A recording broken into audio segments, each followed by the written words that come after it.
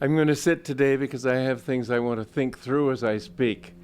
And usually when I stand, I have pretty well clear in mind not what I'm going to say, but at least what I am saying. And my problem today is I just hope I don't speak some nonsense, because I'm going to sort of go out toward the edge of what I myself know. The question of right and wrong, of values, of what is good art and what is bad art, what is the need for art. These are very deep questions. Art basically is that aspect of human function, human activity, you might say, which engages the chitta or feeling.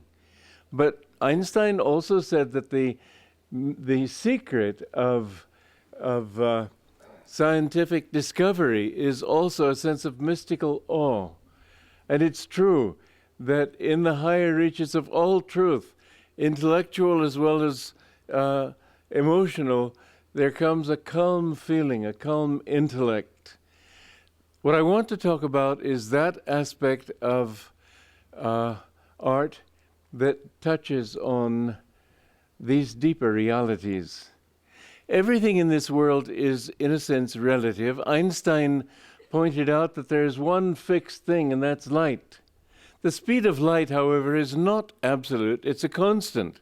That's the difference. The constant is 186 miles a second, or 300 kilometers a second, but they're already starting to think that there may be speeds faster than that. Master said that light in the astral world travels at 5 million miles a second. I don't know how he gets that. I just accept what he says. But the truth is that what we really can deal with is not absolutes, but constants, and above all, constants in direction. In our age, we're faced with a great deal of confusion as to what is right and what is wrong, as to morals. They say there are no moral absolutes. Well, there are at least absolute directions. And the point, I made this point in my book, Out of the Labyrinth. It's, to me, a very important book because it goes into the basis for all the confusion in our time, because people think everything is relative and don't think that it's relative to anything. They have it going up, down, sideways, left, right, any direction, and as David Evie was saying, people say that it's a matter of taste, as if taste had nothing to do with anything. But it does. And that's the point that I want to make. And because this is a weekend on the arts, and we've called them the joyful arts for a very good reason, that art should take us in the direction of, well, obviously I've said joy, but why? We need to understand that everything relates back to the basics of how God created the universe and who we are. God created the universe, first of all, by, on the surface of his consciousness. Everything exists in consciousness. There is no possibility of anything being anything but conscious.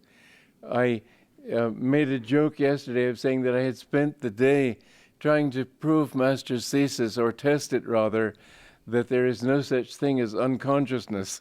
I admit I slept a lot. I needed the rest yesterday. But the reality of everything that we see around us and everything that we are is based on the consciousness of the divine manifesting the universe that we live in. It is vibration. It is Om. God, that one unmoving, the spirit, Brahman, that one unmoving consciousness, in order to produce consciousness, as it says in the first chapter of Genesis, the spirit moved upon the waters. There was movement, and that movement created an appearance of duality, Dvaita. Everything in this world is duality. Again, duality is not a fixed thing. There's nothing fixed in the universe. Where you have vibration, you have up and down, constant movement. And it's a very interesting thing that just as a playground swing, the swing goes this way And as it reaches its apex, you might say, in one direction, already implicit in that position is its opposite.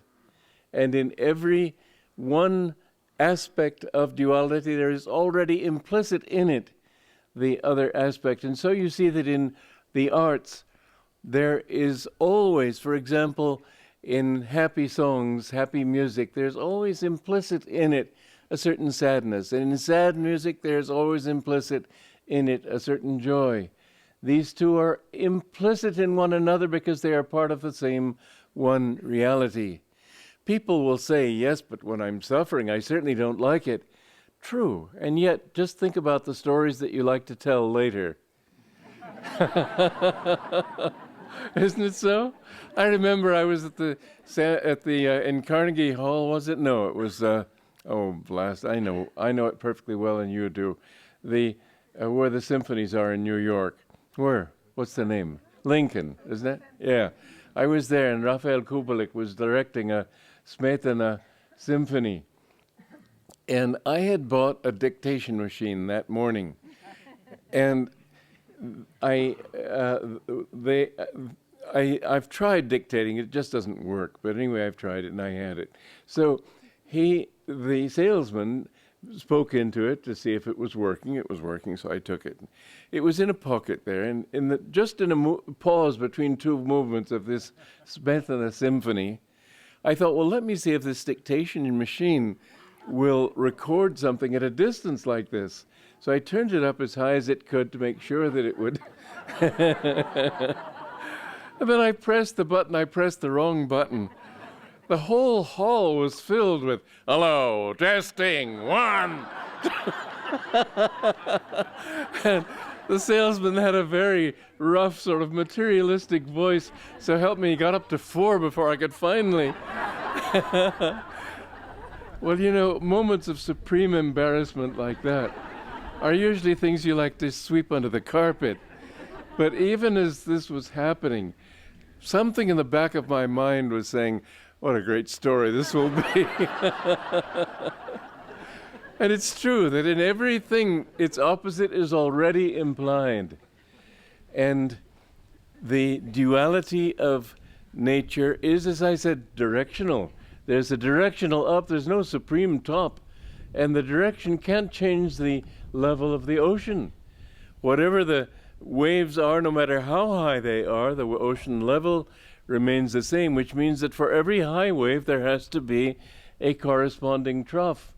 Everything in the end has to balance itself out. So this is a part of the reality that we live and that we need to understand if we want to know what art or anything in life is really all about.